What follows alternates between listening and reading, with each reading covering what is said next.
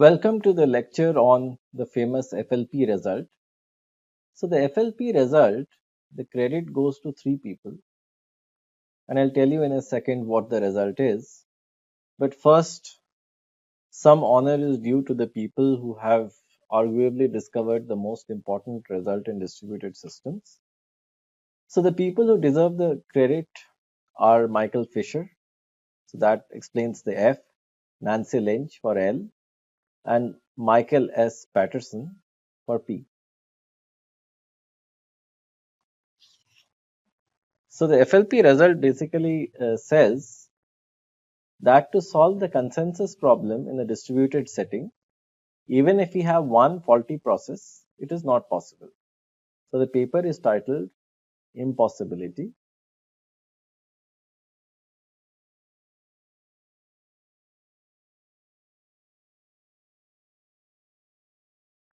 Of distributed consensus.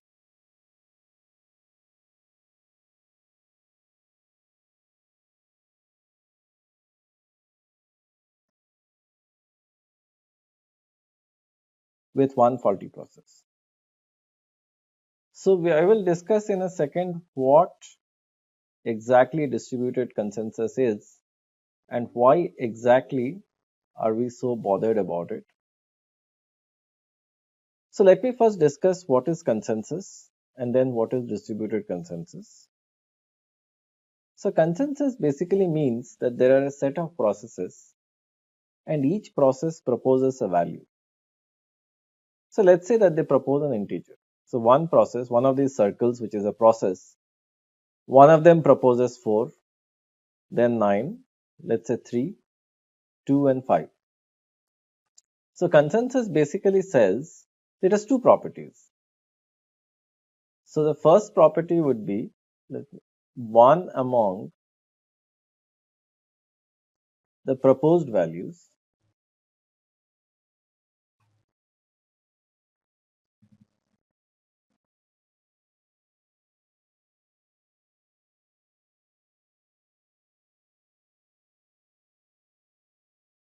right. So one value among all the proposed values is chosen. So it cannot be a separate value. Okay. So one among them is chosen.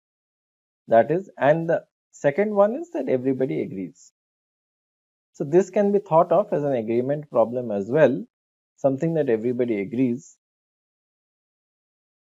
All right. So why is this problem so important? Well, the problem is important basically because if we consider each process to be a distributed process and we consider all of this to be a distributed system, then what it basically means is that we want to make a set of distributed processes agree on some common thing, on something of common interest, and we'll in a second see what they are. But basically it's an agreement problem where there is no centralized entity. All that we can do is we can send messages between processes the way that we have been doing, and we also know that messages may get delayed and that too get delayed indefinitely for a very long time. So in such a noisy environment, we want to ensure that consensus holds, which means one among the proposed values is chosen and everybody agrees. So why is this such a big deal? So let us look at two examples of why this is such a big deal. So let's go back to one of our problems, which was leader election. So in leader election, what were we doing? We had a set of nodes. Each node said that it is the leader, or at least wanted to be the leader. Finally, we had an election between them basically by sending messages between the nodes. And ultimately, one node was chosen as the leader. And everybody else agreed that this node should be their leader. So this is, in a sense, exactly the consensus problem, that one among the proposed values is chosen and everybody agrees. So as you can see, there is complete agreement, right? So agreement is there, no doubt. Furthermore, one among the values is chosen and leader election is definitely an instance, a specialization of the general consensus problem. So let me give another example. So let's say that I am the user and I make a credit card transaction to buy an airline ticket. So that automatically involves the bank as well. That automatically involves the travel agency, the site that I'm using to buy the ticket, and that involves the airline as well. All right. So the airline as well is involved. So the point is that all of them, all these five entities, need to agree on one thing.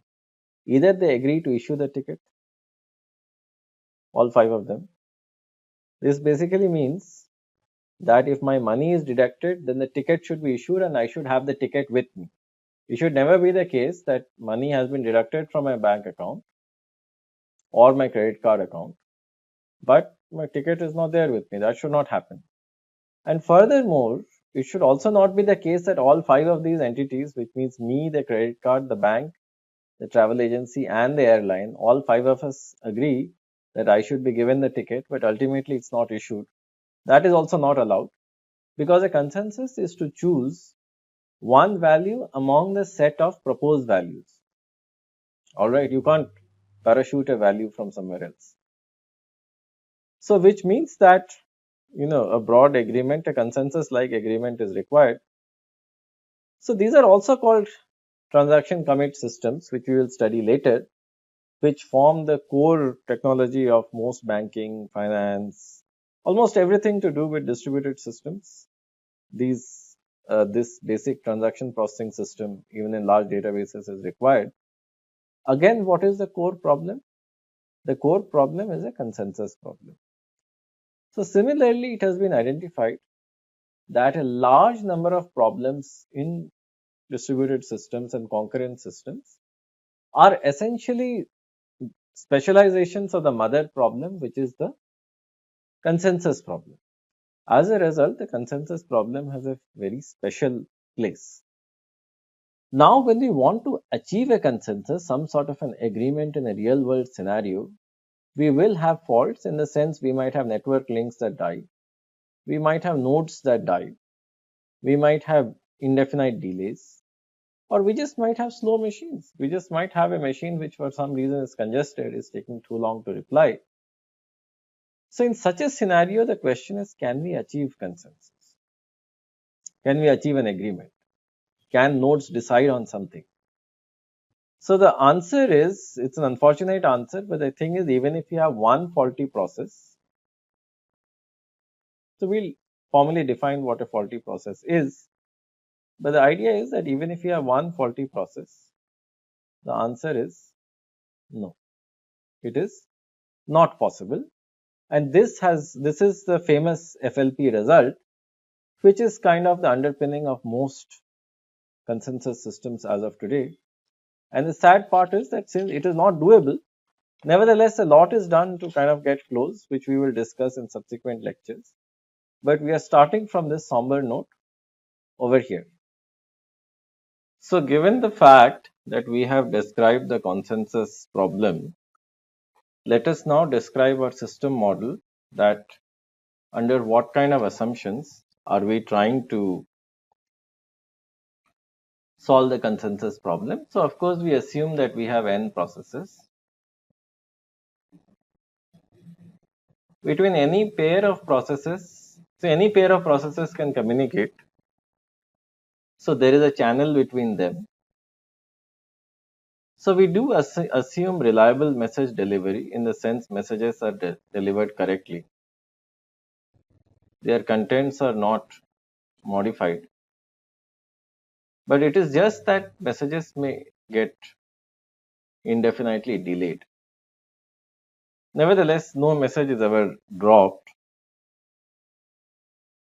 I mean, unless the node is faulty. So we'll come to that. So the issue is that we have in our system, among the processes, we have regular processes, normal processes, or non-faulty processes. So a non-faulty process, what it can do is that it can take an infinite number of steps, in the sense that as long as messages keep coming, it can process them. As compared to that, a faulty process, can take a finite number of steps, and then it will simply stop responding. All right.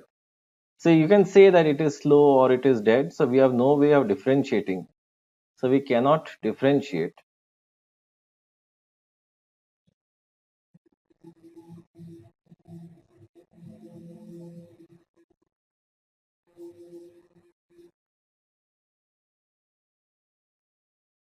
between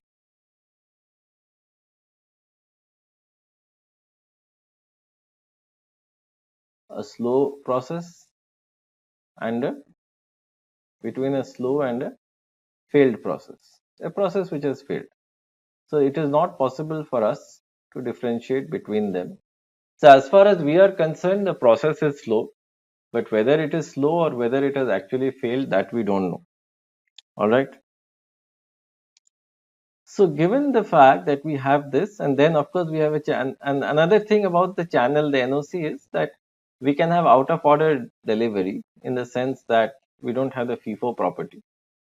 So we have out of order delivery of messages in the sense that if one message was sent, it could be delayed for a long time. So that assumption is something that we make. So these are standard assumptions where you have n processes and we have faulty processes, but at max one, at the most, let's call it at max one faulty process, the rest being non-faulty. We do have reliable message delivery in the sense messages are not corrupted, right? It is just that they can get delayed. And for a certain process, the faulty one, we can't say that it is slow or it is dead or something. And the same holds for others as well, that there is no time base. So we cannot say if a process is just slow or slow to respond or dead, or it's not possible for us to say. So given that we have that, we should now look at the process model.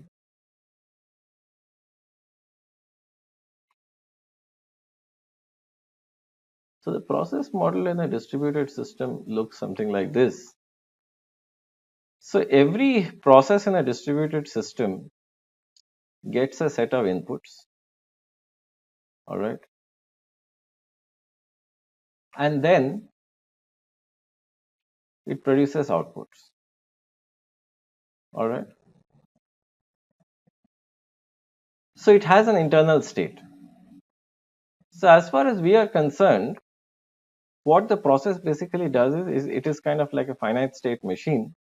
So the finite state machine essentially takes in a message, changes the internal state, and then in response it can send messages to a few other nodes, right? And so the outputs are basically output messages that are sent to other nodes. So then the process goes back to sleep.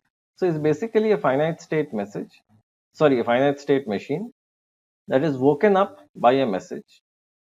In response, the internal state changes and other messages are sent out to other processes. So that is basically the model that we have. And then of course we define the notion of a step in such a process. So the notion of a step basically means that we can either receive a message from the network in a single step, or we can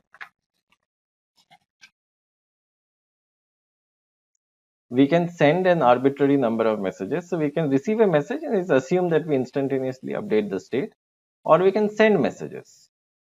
Okay. So messages can be sent. So when messages are being sent, the atomic broadcast capability is assumed.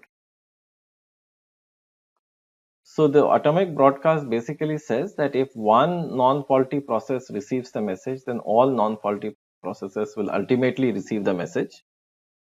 All right. It is just that we are talking of eventual delivery of the messages, and we are not really saying that they will be delivered by this time. So messages, needless to say, can be delayed, right? So they can be delayed for sure. Okay. And furthermore, these delays also can be arbitrarily long, and these can cause the entire algorithm to wait indefinitely, in the sense wait for a very long period. All right.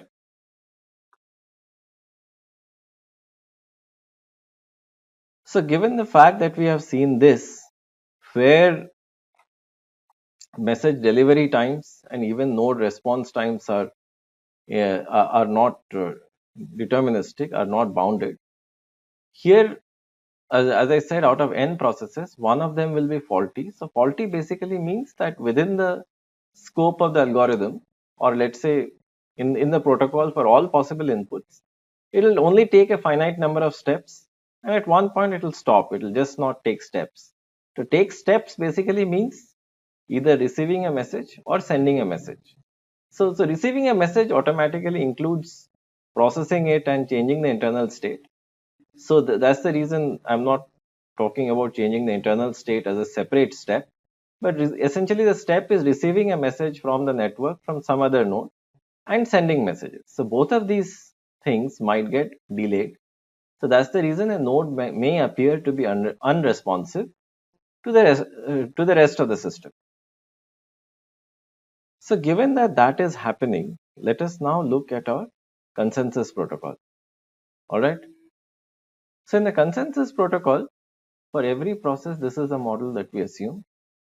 So we assume that its input is a single bit register, XP. So the single bit input can either be 0 or 1, which pretty much corresponds to the value that is being proposed. So if the value that is being proposed is 0, this could be 0 or it could be 1. Then of course we have some internal state which can be as much as you want, and then there is an output. So in this case, so this output is a final output, it's not the messages that we send.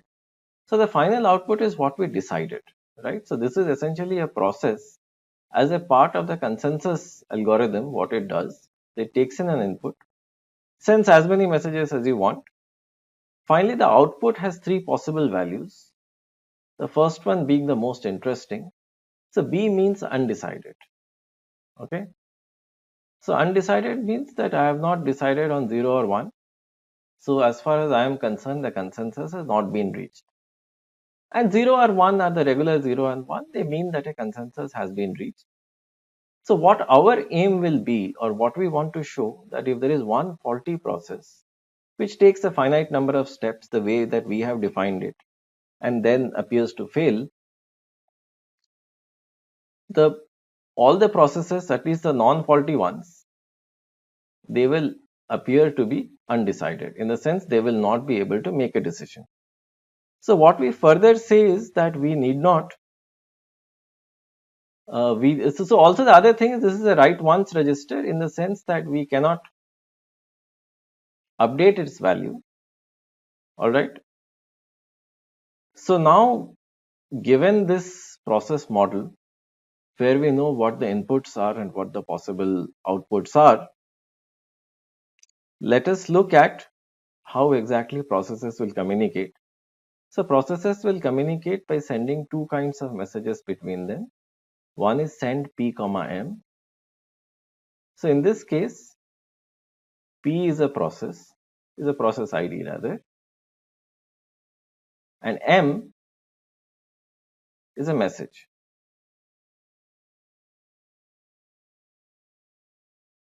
All right. And similarly, we have receive p.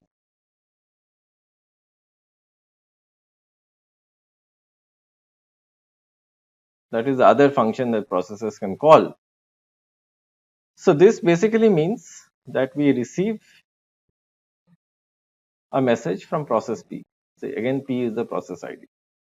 So these are the two basic functions that processes will call. And then let's say that after receiving, we get what's called an event. So an event is basically from a given process and a message. So it's basically a process ID and a message pair. So this event is applied to the internal state of the process. Based on this, the internal state changes to a new internal state. All right. And furthermore, this can lead to messages being actually sent. All right. So given that we have seen this, we are now in a position to define something called the configuration. And the configuration is a key point in our algorithm. So it's one of the most important inputs that we will use. So configuration is basically a configuration of the entire system And what the configuration essentially contains is that it contains the following. So it essentially contains all the outputs, a union of the internal state of the system, right, for all the processes. So the internal states, and along with that, all the messages in flight. So basically, all the messages. So this to us is a configuration. And as we have seen, every process has an input, has an output, and an internal state. So if I just take a union of this across all the processes, so that would include their outputs if they have decided something or not, their internal states, and whatever messages that are currently in flight that are yet to be delivered. If we look at that, we will call this a configuration. All right. So every time a certain event, and so event is the same as essentially a message with the process ID along with it. Every time that this is appeared, this is applied to a node, which means a node, this message is sent to a node. The node will of course update its internal state and send messages. And this event will also cause the configuration to change, the global configuration to change. All right. The way that we have defined it. So when I look at the global configuration, what I can say is that the configuration is as it is, but once, let's say, a message is sent to it, so this message is this event over here, then I will apply this event to the existing configuration to get a new configuration C dash. So this is known as applying. And if I apply several events, in the sense I present these events to the processes, so then it will be some structure like this. That's all right. And finally, we will have some configuration, let's say Cn. So the important thing is when I'm applying a series of events in sequence, we can call this an event schedule. It's essentially a finite sequence of events. So we can replace this sequence over here with the term sigma, and we can just say sigma C is Cn. All right. So basically, sigma is essentially a sequence of events that is applied to a configuration to get a new configuration. All right. So as we can see, given a configuration for different combinations of events, we can arrive at all kinds of new configurations, right? So all of these configurations that are arrivable from C are said to be reachable configurations. So reachable, or alternatively, they are also called accessible configurations, all right? So this basically means that I take one configuration C of the entire system, and then I apply all kinds of events to it. Whatever I can reach is my reachable set or accessible set. All right. So given that I have this, we are pretty much at a position to to define our final correctness criteria. So at this point, what we can do is, so what have we looked at up till now? If I were to summarize, we have looked at processes. So specifically, we have looked at their 1-bit input,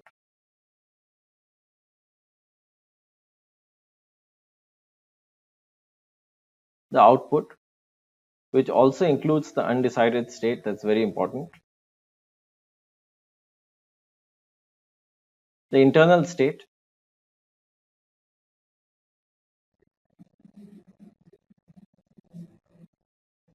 and of course a combination of all of these, essentially a union of all of these across all the processes, which leads to a configuration, and the way in which, if we can apply events to a configuration, it will become another configuration. So apply the event sequence sigma to C, so it will become some other configuration C dash. All right. So now we are in a position, as I said, to provide some definitions that will take us to our final notion of correctness. So the first thing that I would like to say is that a configuration C has a decision value V if some process has already made its decision. So let's say within the configuration there is some process P whose output is already a 0 or 1, it is not undecided, and it has finalized the output. So finalized the output meaning that is the result of the consensus. So if this has been finalized, we say that the configuration C has decided, and whatever output any one process has decided, that will be the decision value of the consensus, right, of that configuration as well. And clearly multiple processes cannot decide different things. All right. So now let's use this fact to define what is called a partially correct execution.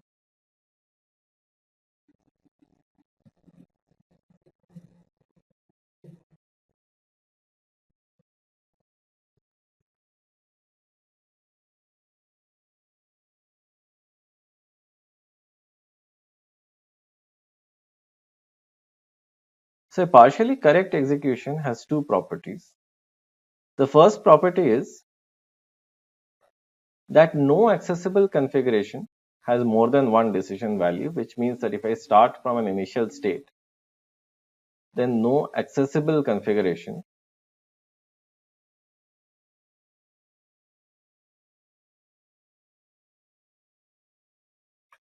has more than one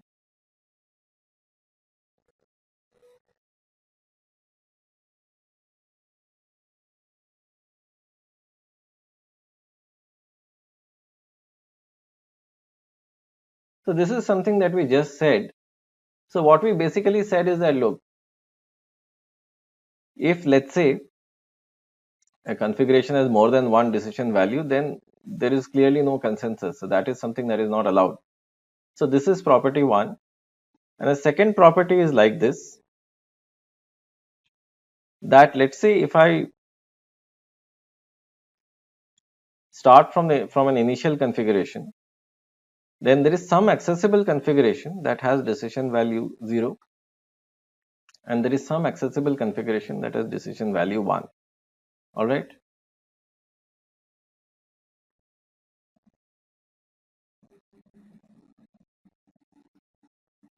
So this basically means that it is not a fixed match, in the sense that when I'm starting, I have access, some configuration is reachable, which is going to decide 0, and something is reachable, which is deciding 1, which basically means that I'm starting with an open mind. I'm not committing myself to any particular outcome. I'm simply saying that, look, this is where I start, this is my initial value, and essentially all configurations are accessible. Accessible in the sense that a path of events exists that can take me from the initial configuration, let's say C, to some other configuration, let's say Cx, which decides 0, and some other configuration, let's say Cy, which decides 1. In a sense, both are possible. So both of these are essentially saying the first one is a clear-cut consensus condition that multiple things cannot be decided, and the second one is more like a sanity check, that it is not a, it's not like a fixed match. So when you begin, you start with an open mind that either you can decide 0 or you can decide 1. All right. So given that we have this, we can extend a partially correct execution to what is called a totally correct execution, which is something that we are after.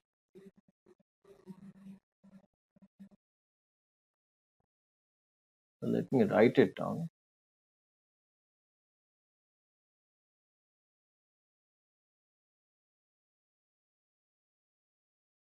So totally correct execution does take in the notion of a faulty process and a non-faulty process.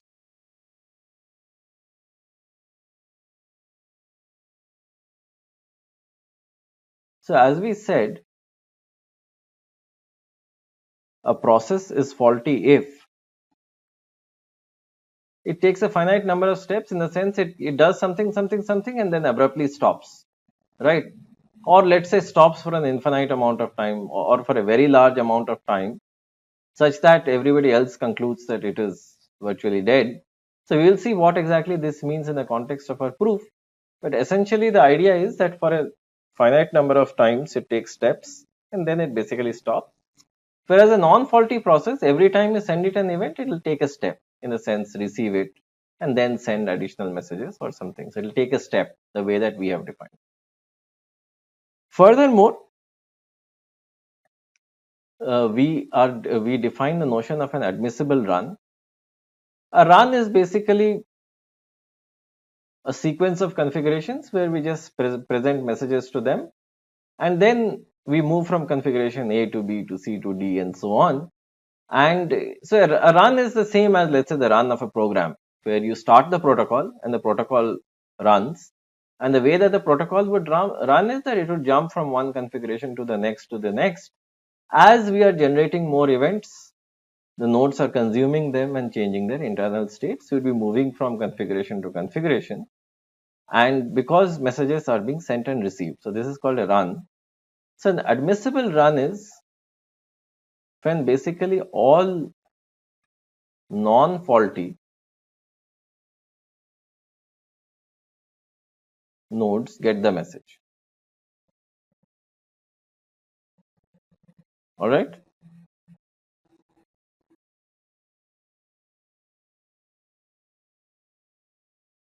Get a message eventually. So of course a message may be delayed, but eventually all non-faulty nodes will get the message. So for them, no message is dropped. So this is an admissible run. So what a totally correct protocol is that totally correct is essentially partially correct plus little bit more.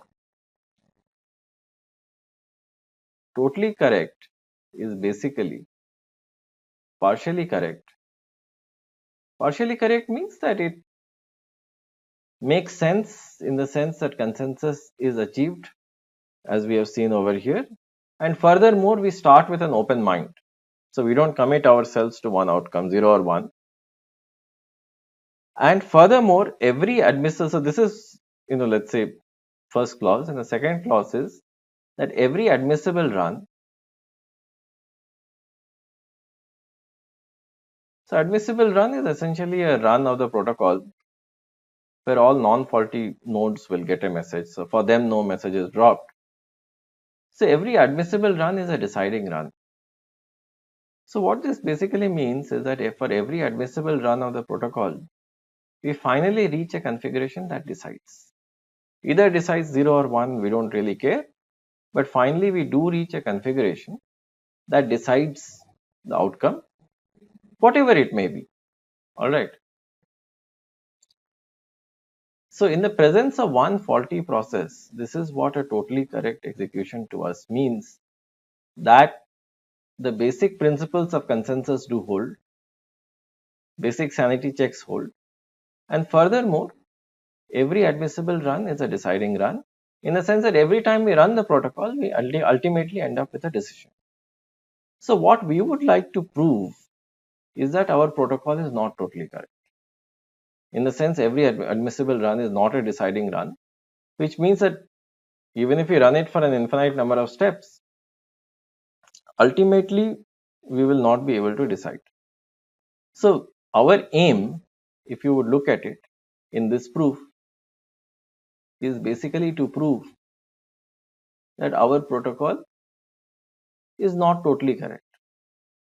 Because if something is totally correct, then it means that it is deciding on every single run. So it is totally decisive. But we want to prove the reverse, that our protocol is indecisive. So we want to say that our protocol is not totally correct. That is essentially what we would like to prove. So for this, we will prove a sequence of 3 lemmas, which will say that, look, if you start from an indecisive state, regardless of how many messages you exchange, you will always have an indecisive state. So in the sense, your protocol, it is possible that for certain runs, regardless of how much you run, you will never be able to make a decision. So you will never be able to compute a consensus. All right, in the presence of one faulty process, which basically means that our protocol is not totally correct, because in this case, every admissible run is not a deciding run. So ultimately, we are not deciding anything. So to prove this, we will essentially divide the proof into three lemmas, lemma 1, lemma 2 and lemma 3. You can take a look at the paper, right? So this is exactly what we are going to do, that we look at two simple lemmas and then a third one. All right. So the first lemma is like this, and it's fairly straightforward. So here is what it says. So what it says is that let us start from some configuration C and apply two schedules of events. So let us apply sigma 1, or let us alternatively apply sigma 2. Okay. So let these lead to configuration C1 and C2 respectively. Furthermore, all the processes that take steps in sigma 1 and all the processes that take steps in sigma 2, let them be mutually disjoint. Or let's say the function P defines all the processes that take steps in sigma 1. So this intersection sigma 2 is actually equal to null. So essentially what it means is sigma 1 works on one set of processes and sigma 2 works on a different set of processes. So if that is the case,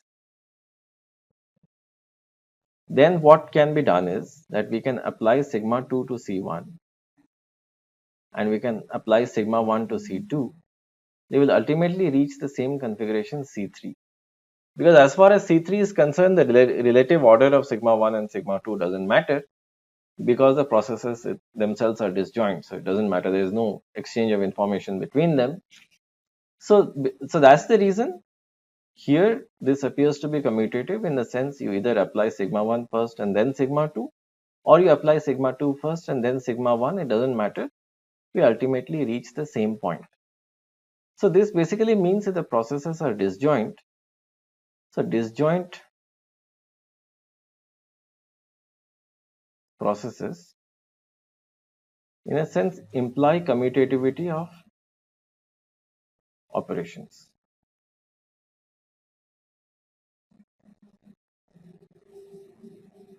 So the operations commute, they can be replaced. So we'll remember this. This is a very important result and we'll take it forward. So now let's come to the second lemma, which is lemma 2. So prior to describing the lemma, let me describe, or let me initiate the definition of one more term. So this is a simple term. So let's say that C is a configuration, and let's say from this configuration we can reach a configuration which decides 0, and we can reach a configuration that decides 1, in the sense that this is an open-minded configuration. So we call this a bivalent configuration. All right. So this means that starting from here, I can reach either a state that decides 0 or that decides 1. So this is called bivalent. In comparison, we can define a univalent configuration where, regardless of the configuration transitions that you make, it is guaranteed that you will always decide either 0 or 1, in the sense a decision has already been made and the decision is not going to change. So that's a univalent configuration. So lemma 2 basically says that any protocol, a bivalent initial configuration exists.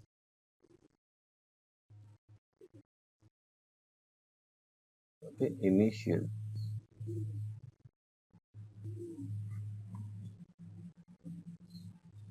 configuration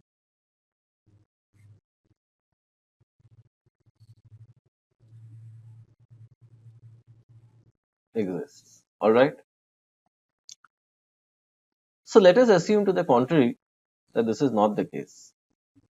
So if this is not the case, what it means that from the definition of partial correctness, all the initial states are either 0 valent or 1 valent.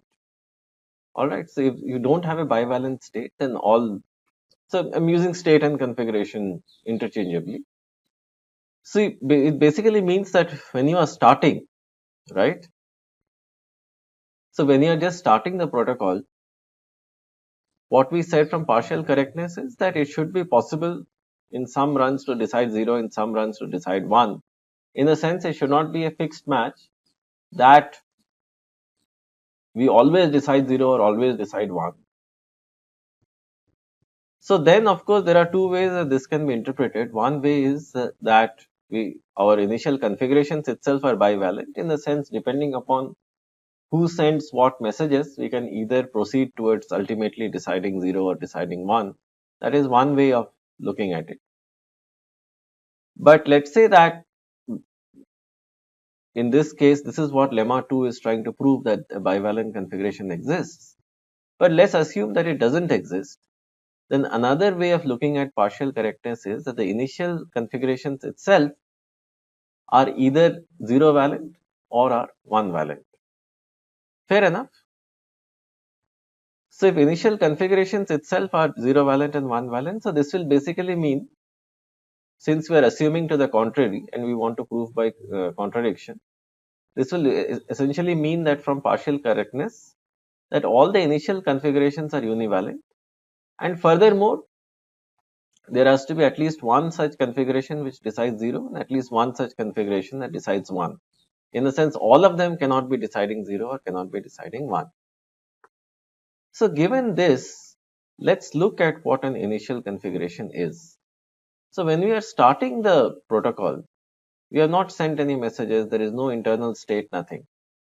So the only thing that we have in the initial configuration is basically the inputs. Okay, that's the only thing that we have. So if we have n processes, so we can say that the initial configuration comprises an n input array where the pth entry is xp, right? So if you recall, every process takes a 1-bit input, and this can be the value that it will propose. So basically, if you have n processes, for each process we have a 1-bit input, and that's all. So that's the only thing we have in our initial configuration. All right. So now let's say that, let's look at a hypothetical line of all our configurations. So let's say that at one end we have a 0 valent configuration, initial configuration, and on the other side we have a 1 valent. So what does this basically mean? This basically means that there is a vector associated with this, all right, of the initial input values, and there is one more vector associated with this of the initial input values. The vectors are not the same, and because of this vector, the contents of this vector, we ultimately decide 0, and because of the contents of this vector, we ultimately decide 1.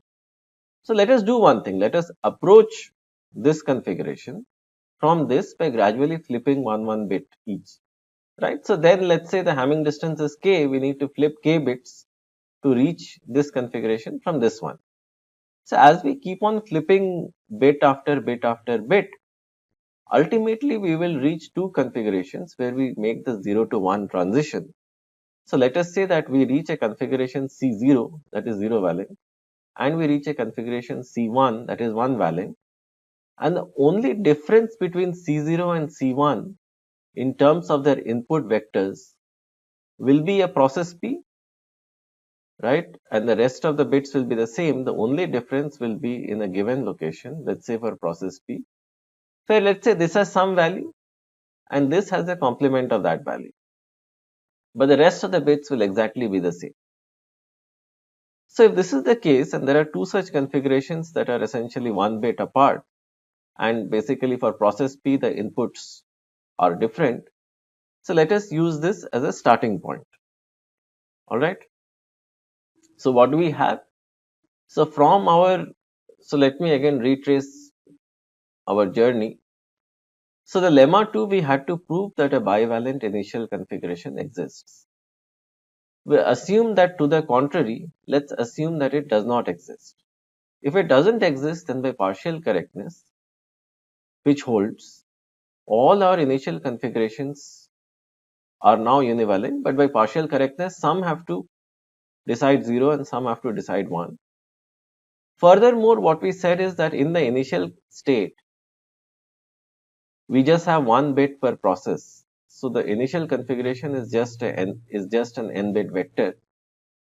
And as we move from one configuration that is 0 valent to a configuration that is 1 valent, we'll always arrive at a C0 C1 pair, which are essentially neighbors that differ by just one bit for the pth process, where C0 is 0 valent and C1 is 1 valent. So given the fact that we have come to this point, here is what we can do. So let us start at C0 and consider an admissible run. Okay. And so let the schedule of events be sigma C0. So which means that from C0, if I apply the set of events sigma, I will reach some state, let's say Cx. Similarly, what I can do is I can take C1 and apply the exact same state of same set of events, but there is something special about this set of events. In this set of events, process P does not take any steps the way that we have defined. So in a sense, process P is quiet. So as we had discussed, a faulty process, when the time comes, it betrays you. So it basically does not take any steps. So let's say that process P betrays us and it doesn't take any steps. So even though its inputs are different, since it doesn't take any steps, the fact that its inputs are different in both the initial configuration C0 and C1, it's not visible to other processes. So now when we apply a set of transitions, which are essentially a set of events are applied, but in this set of events, P is not taking any steps. So regardless of where we start from C0 or C1, we are bound to reach the same final configuration, which is Cx, primarily because process P was the only difference, and in this case, it did not take any steps. Alright. So given that we are reaching the same configuration, there is a problem. This was 0 valent, this was 1 valent. If this configuration is 0 valent, then this state cannot be 1 valent, right? Because if this configuration is deciding 0, then this configuration could not be deciding 1, because once a state is, let's say, 1 valent, regardless of the transitions that are made, right? So regardless of whatever transitions we make, all reachable configurations will be 1 valent, but that is not happening over here. So which basically means that for C0 and C1, which decide different values, there can never be a common configuration that is reachable from both. But given the fact that we have a common configuration that is reachable from both, it essentially indicates that there is a contradiction, because this is not possible, right? So if this decides 0, this one has to decide 0, but then C1 cannot point to it because C1 would want this to decide to 1. So there is clearly a contradiction, and the contradiction tells us that we will at least have one initial state which is bivalent. Fair enough, lemma proved, we are happy. So now what we will prove is that we will essentially provide an inductive argument. So we have a bivalent initial configuration.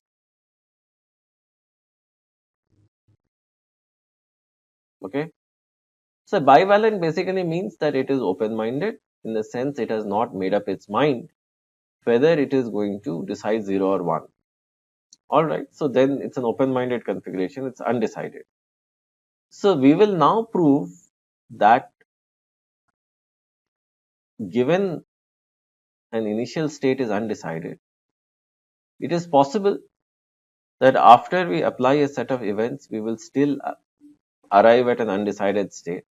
Again, we apply a set of events, we'll still arrive at an undecided state. So on and so forth, we can continue till infinity. We'll always have a state which is undecided, which means that our protocol will never be able to make a decision 0 or 1, which is exactly what we set out to prove. which means that it is not totally correct. This means that every admissible run is not deciding, or in common man's terms, if we want to solve a problem, it is possible that we might run an infinite number of steps and still not be able to solve it. So what will help us in doing this is lemma 3.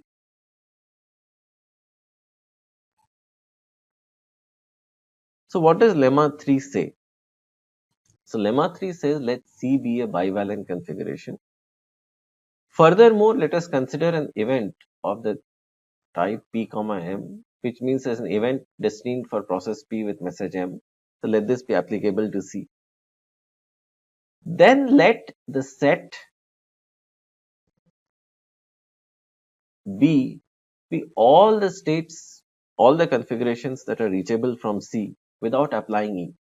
So essentially what I do is I apply all the other events, but I don't apply E. So let B be all the configurations that are reachable from C without applying E. And furthermore, let the set D be all the configurations from B, where all that I do is I take a configuration here and I just apply E,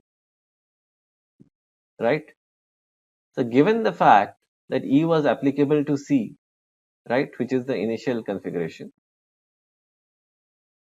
so then we didn't apply it, so we apply the rest of the events, so that is okay. So given that it was originally applicable, and of course let's assume that the message got delayed, which means the event T got delayed, it will still be applicable. So let's say after that we reach a bunch of states B, and we can apply E to any one of them. So we will reach a state called, so we will reach a set of configurations D. So mind you, C was a single configuration, which is bivalent, alright, but B and D are sets. Okay, so B is the set of all configurations that are reachable without applying E, and then I apply E and then apply E to every single configuration of B, and then I reach the set D. Alright. So what I want to prove is, the statement of the lemma is that D contains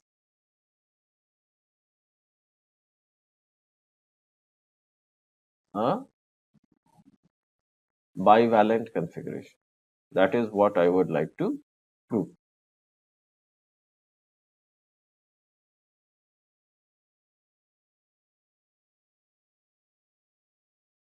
Now D contains a bivalent configuration. Alright. So again, let us assume to the contrary that this is not the case.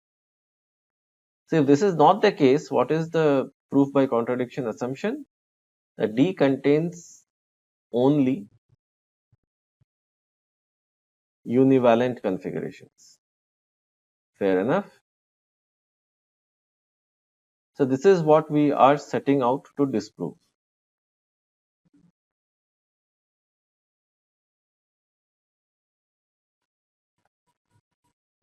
So let us say that given that C is bivalent, so we'll start from this point, right? So since C is bivalent, let us look at two configurations, E0 and E1, where E0 is univalent, it decides 0, and E1 is univalent, it decides 1. Alright. So let us now look at the different cases that are possible, and of course E0 and E1 will exist because C is bivalent. So then E0 and E1 will exist because it would ultimately take you towards two states depending upon the transitions that are applied, which are E0 and E1. So let's consider, let's say, the case of E0. If E0 is an element of the set B, it means that E has not been applied to it. So let us do one thing, let us apply E to it. So then we will reach, let's say, a state called D0, which is an element of set D, and this follows from definition. Alright, so same holds for, let's say, the set E1. If E1 is an element of, if E1 is an element of set B, in the sense it is reachable without applying E, then all that I do is I apply E to it, and then I will reach another state D1, which is an element of D. Alright, fair enough. So now let us consider the other case, which I am taking out some real estate over here, and I will write it over here. So let us assume that we reach the state E0 after applying E. So which means from C we come here, then we reach some configuration, we apply E. So whatever is this configuration is now a part of D. Alright. So let us call this configuration as D0, and there after a set of transitions we reach E0. Alright. So why can't so basically this state over here has to be an element of the set D. Alright. So this follows by definition, because this state is reachable from C, so this state is an element of set B, and then we apply the event T, so that by definition this becomes an element of set D. And given the fact that this state is not bivalent, so this follows from our assumption, and this ultimately leads to E0. So this state has to be D0, which is univalent. So using a similar argument, we can also say that, look, if we apply E before reaching E1, then this state over here is D1, which is an element of D. See, if I look at both these cases, what will they essentially tell us? What they will essentially tell us is that either there is a path from D0 to E0, it doesn't matter, or there is a path from E0 to D0, right? So one of these is true. Similarly, there is a path from D1 to E1 or from E1 to D1, right? Which is fine, but then what is the key conclusion? Why did we do all of this? So again, this is the last piece of real estate that I will use on this slide. The reason that we did all of this is to prove something very simple. What we proved is that D contains, okay, both zero valent and one valent configuration.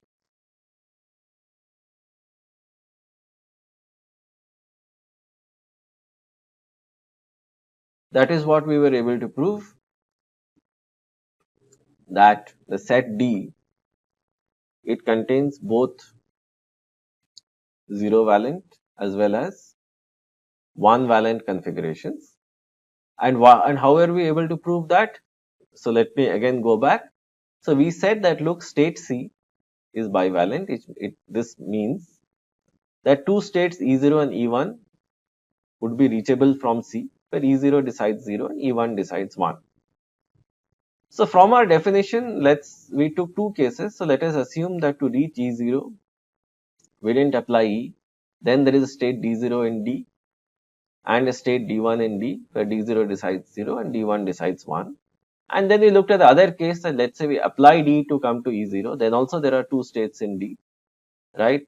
Where one state is zero valent and one state is one valent. So this means that D contains both zero valent and one valent configurations, right? It is not the case, even though D we are assuming does not contain a bivalent configuration, it is not the case that D contains only zero valent configurations or only one valent configurations. It contains both. This is what we were able to prove. Now what we are going to do is, we'll play the same trick that we played in lemma 2, where we are saying that, look, we have the set D, right? So from C, we have come to this set D by applying event T, basically. And this contains two kinds of configurations. One kind are zero valent and another kind are one valent. All right. So this is where we stand. So now let us do one thing. Let us consider two configurations C0 and C1, both an element of the set B. So recall that what is a set B? It is a set of all the configurations that are reachable from C without applying event T. Furthermore, it is possible to prove the same way as we did in lemma 2 that C0 and C1 are essentially one step away, and alright, so they are essentially one step away, and furthermore, the step D0 comes from applying E to C0 and the step D1 comes by applying E to C1. So let me rephrase this. We are saying a lot of things. This is complicated. So I will say this again. So what was the set B? The set B was essentially a set of all the configurations that are reachable from configuration C without applying event T. No problem. Then when I apply event B, I come to a much bigger set. So let's say this is the set and this is set D. And set D, basically every single point within set D is generated by taking a point from within set B and applying event T. Alright. And what we were just able to prove that set D contains both 0 valent and 1 valent configurations, and by our assumption, we are saying it doesn't contain a bivalent configuration. Alright. So now what I am saying is that there will definitely be two configurations C0 and C1 such that they lead to D0 and D1 after applying event T, where D0 decides 0 and D1 decides 1. So that has to be the case, because given the fact that we have D0 and D1, they will have images in set B, and these would have been created by applying event B. So this follows by definition. So there is nothing non-obvious over here, okay? But if we look at all the states in set B, we will definitely arrive at one such pair where this relationship holds, that C1 is equal to, C1 is just one step away from C0, okay? So this is similar to lemma 2, where we said that look, if we consider all the configurations, definitely one point will arrive where two configurations are essentially one step away. One decides 0, one decides 1. In this case, of course, C0 and C1, it's not the case that C0 decides 0, but C0 after applying an event goes to D0, which decides 0, and C1 decides and D1 decides 1. But the point is that by lemma 2, well, let's say by a reasoning similar to lemma 2, we can argue that look, we have a large number of events and all of them are essentially reachable from C via a large number of paths. Alright. So then if I look at it, so let's say if let's say this is C1 and I just look at it, I go back all the way up till C. So there will definitely be one event where there is a boundary, in the sense that it is one step away, where its images in D, one decides 0 and one of course decides 1, because all the states in D are univalent, and there will be at least one such event pair which are one step away, where C0 would lead to D0 and C1 would lead to D1. So let's assume that this is what they are called, and the single step is essentially the event E dash, which we are representing as P dash and M dash. So given that we have been able to prove this, we will now look at two cases and see what happens. So recall that we are looking at two events over here. We are looking at event E and event E dash. So event E applies to process P and E dash applies to the transition that E dash applies to process P dash, which leads to the transition from C0 to C1. So the case 1, which is kind of simple, is that P dash is not equal to P. So if P dash is not equal to P, so then what does this mean? So what this means is that we should draw another simple diagram, and a simple diagram would look like this, that we had states C0 From there, we apply E dash. So we come to configuration C1. Then what we know is that from C0, we apply event E. So we come to D0.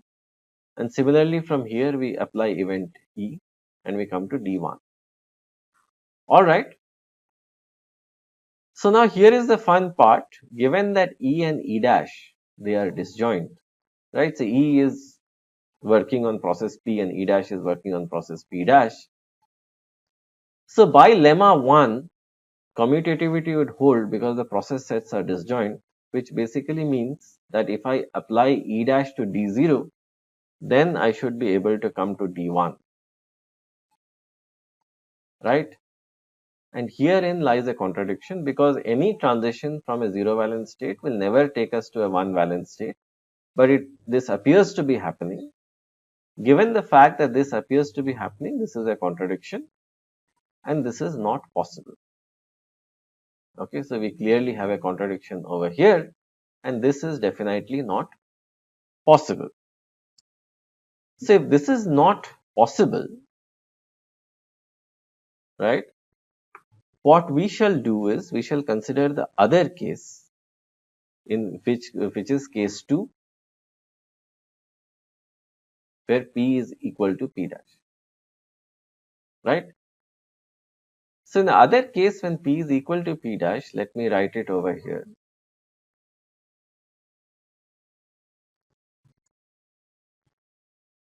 Okay.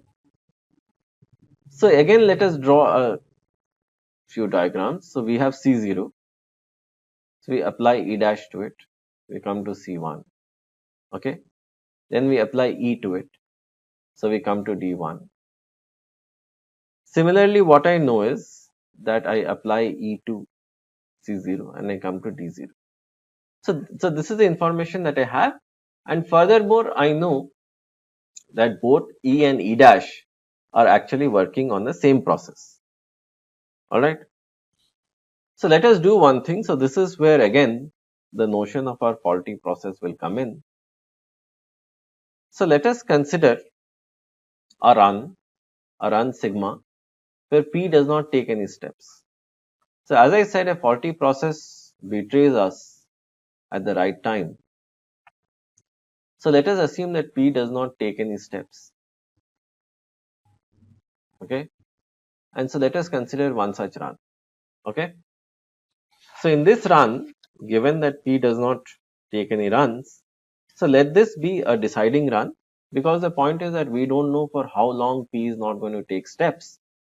And since we have assumed that our system is totally correct, so basically from every state we should have an admissible and deciding run. So let us assume that we have one such deciding run where P is not taking any steps. So P is the faulty process in this case and it has betrayed us. So in this case, we will apply the transition sigma where P is not taking any steps. And so let us say that we arrive at state A. Alright, so given the fact that we arrive at state A, so now things appear to be possibly under our control. So let us now apply event E to state A. So then if we do that, we will reach some state. But here is the fun part. E and sigma are mutually disjoint.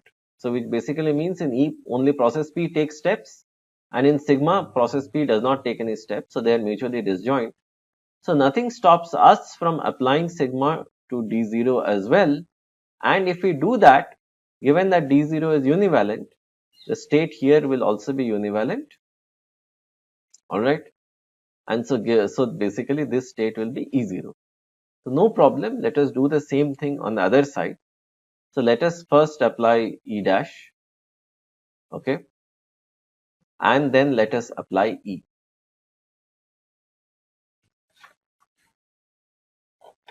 So if I apply E dash and E in quick succession, then I will arrive at one state. And this state, let us call it E1. The reason is like this, that E dash and E are again on the same process P, but process P is not there in sigma. So nothing stops us from applying sigma to D1. And with that, we arrive at state E1. And E1 has to be 1 valent because D1 is 1 valent. And as you can see by lemma 1, this construction is allowed.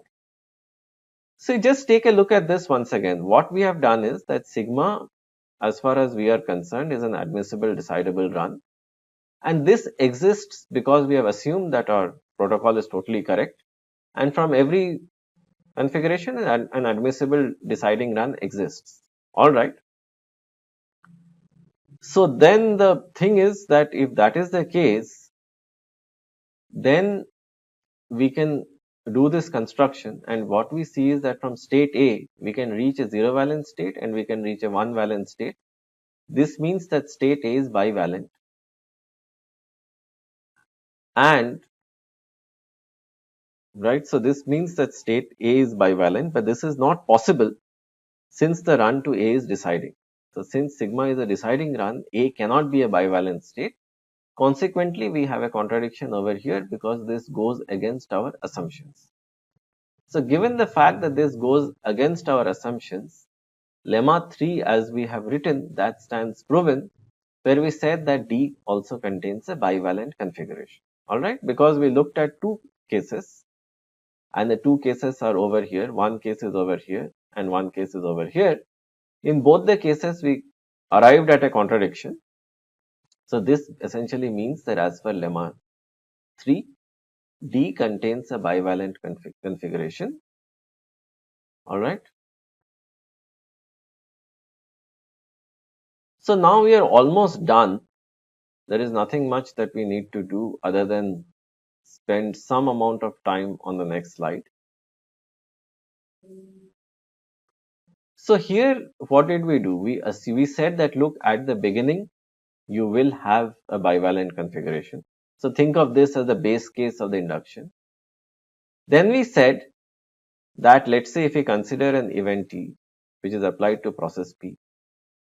So what you do is that you drain the rest of the events that you have. You will reach a large number of states. From here, then again you apply E. So again, it is possible to reach a bivalent configuration, and you just keep on doing that. You keep on applying events. You'll keep on reaching bivalent configurations the way that we have shown. So it is possible that you keep on applying events and keep doing so infinitely, and you will still be reaching bivalent configurations. In the sense, you will still not be able to make a decision. So this means that your consensus will not happen because your protocol is indecisive, and this basically means that you will simply not arrive at a state, at a configuration where a decision has been made. So this pretty much proves the theorem. So what is the implication of the theorem? The implication of the theorem basically means that whenever I want to do solve any kind of a distributed algorithm. So it turns out that most distributed algorithms can be mapped to some or other kind of a consensus problem, some or other kind of an agreement problem. Right? So it might not be able to efficiently map, but it can be mapped to a consensus problem. And given the fact that this consensus problem cannot be solved, right, even with one faulty process, this means that if we consider faults in our system will be severely challenged. Right? So it is simply not possible to arrive at any form of agreement even if one single process is faulty. And this to us represents a significant issue. So we will keep this in mind. We will keep referring to this as the FLP result. So we will keep this in mind. And subsequently, we will discuss a host of consensus protocols. So we will discuss Paxos in later slides of the lecture set. We will discuss Raft. In all of them, we will say that, look, yes, we know this result. It basically means that we will not be able to achieve consensus all the time. But at least let us aim to do this most of the time. That most of the time, let us try to achieve some degree of consensus. And otherwise, let us rely on some form of timeout mechanisms and some form of timers. Because in the real world, nothing is really indefinite. I mean, it can be 1 second to 1 hour to 1 day.